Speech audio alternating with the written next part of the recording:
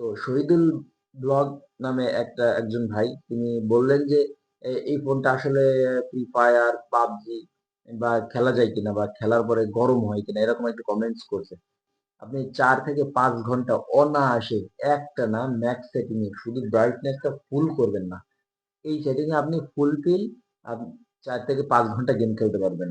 আপনার ফোনটা যখন ৩ ঘন্টা ক্রস হবে তখন হালকা না তখন থেকে ফোনটা গরম হওয়া শুরু হবে। আপনি তো আমার কাছ থেকে একটা ফিডব্যাক নিলেনই। আপনি চেষ্টা করবেন যে আরো কনফার্ম হওয়ার জন্য আপনার আশপাশে দেখেন এই ফোনটা কেউ কিনেছে কিনা। যদি কিনে থাকে আপনি তার সাথে একটু যোগাযোগ করেন। তার কাছ থেকে আপনি বেস্ট ফিডব্যাকটা পাবেন।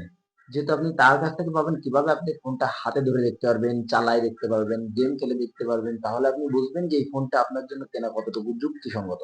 কেননা এই ফোনটা বর্তমান মার্কেটে ৳৩০,০০০ নিচে পাওয়া যায়। ৳৩০,০০০ নিচে। আর এটা একটা ফ্ল্যাগশিপ কিলার একটা ফোন। আপনার যদি বিশ্বাস না হয় আপনি দেখতে পারেন।